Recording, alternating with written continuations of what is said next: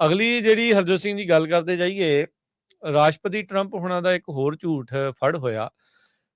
ਇਹ ਜਿਹੜਾ ਬਾਲਰੂਮ ਨੂੰ ਲੈ ਕੇ ਕਹਿੰਦੇ ਸੀ ਨਾ ਵੀ ਟੈਕਸ ਪੇਅਰ ਦੀ ਮਨੀ ਕੋਈ ਨਹੀਂ ਲੱਗਣੀ। ਤੁਸੀਂ ਦੇਖੋ ਵੀ ਉੱਤੇ ਉਹਨਾਂ ਨੇ ਕੀਤਾ ਕੀ, ਹੁਣ ਇਹਨੂੰ ਕਰਪਸ਼ਨ ਕਹਿ ਲਓ, ਜੋ ਮਰਜ਼ੀ ਕਹਿ ਲਓ। $500 ਮਿਲੀਅਨ ਦਾ ਨੋ ਬਿਡ ਕੰਟਰੈਕਟ ਜਿਹੜਾ ਵਾਈਟ ਹਾਊਸ ਆ ਉਹ ਦੇ ਰਿਹਾ ਆ, ਜਿਹਦੇ ਵਿੱਚੋਂ ਅੱਧੇ ਤੋਂ ਵੱਧ ਜਿਹੜੀ ਰਾਸ਼ੀ ਟੈਕਸ ਪੇਅਰ ਮਨੀ ਦੀ ਜਿਹੜੀ ਹੁਣ ਲੱਗਣੀ ਆ।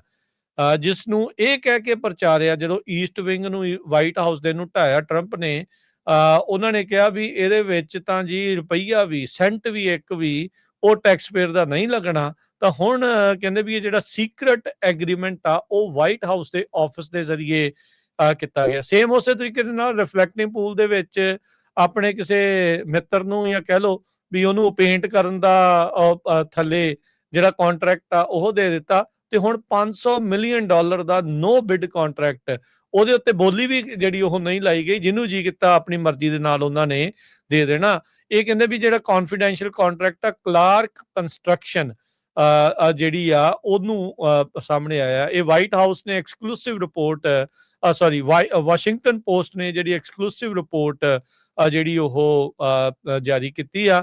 ਕਹਿੰਦੇ ਵੀ ਰੈਕਡ ਇਹ ਸ਼ੋ ਕਰਦੇ ਆ ਪ੍ਰੈਜ਼ੀਡੈਂਟ ਟਰੰਪ ਡਾਇਰੈਕਟਲੀ ਇਨਵੋਲਵ ਸੀਗੇ ਇਹ ਨੈਗੋਸ਼ੀਏਟ ਕਰਨ ਦੇ ਲਈ, ਇਸ ਪ੍ਰੋਜੈਕਟ ਦੇ ਕਾਸਟ ਨੂੰ ਜਿਹੜਾ ਉਹ ਲੈ ਕੇ।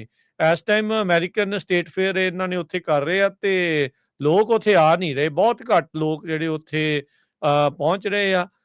ਇੱਕ ਫੈਰਸ ਵੀਲ ਆ, ਤੇ ਬਾਕੀ ਲੋਕਾਂ ਨੂੰ ਜਿਹੜਾ ਆ ਉੱਥੇ ਪਤਾ ਨਹੀਂ ਕੀ ਚੱਕਰ ਜਿਹੜਾ ਉਹ ਪਿਆ ਆ। 250 ਸਾਲ ਦੀ ਇਹ ਜਿਹੜੀ ਸਾਲਗਿਰਾ ਆ ਅਮਰੀਕਾ ਦੀ ਆਜ਼ਾਦੀ ਦੀ, ਇਹ ਨਾਨ ਪਾਰਟੀਜ਼ਨ ਅਮਰੀਕਨ ਜਿਹੜੀ ਹੋਣੀ ਚਾਹੀਦੀ ਸੀ, ਪਰ ਟਰੰਪ ਹੁਣਾਂ ਨੇ ਇਸ ਸਾਰੀ ਚੀਜ਼ ਨੂੰ ਪਾਰਟੀਜ਼ਨ ਜਿਹੜੀ ਇੱਕ ਦੇ ਕੇ ਉਹ ਕਰ ਦਿੱਤਾ। ਹਰਜੋਤ ਸਿੰਘ ਜੀ ਥੋੜੇ ਦਿਨ ਪਹਿਲਾਂ ਰਿਮੋਟ ਆਈ ਸੀ, ਜਿਹੜਾ ਸਮਿਥਸੋਨੀਅਨ ਆ ਉਹਨਾਂ ਨੇ ਇਹਦੇ ਸੰਬੰਧ ਦੇ ਵਿੱਚ ਥਾਂ ਦੇ ਉੱਤੇ ਛੋਟੇ ਸ਼ਹਿਰਾਂ ਤੋਂ ਲੈ ਕੇ ਵੱਡੇ ਜਿਹੜੇ ਸ਼ਹਿਰਾਂ 'ਚ ਕਈ ਜਿਹੜੇ ਇਦਾਂ ਦੇ ਫੇਅਰਸ ਤੇ ਉਦਾਂ ਦੀਆਂ ਚੀਜ਼ਾਂ ਜਿਹੜੀਆਂ ਉਹ ਕਰਨੀਆਂ ਸੀਗੀਆਂ।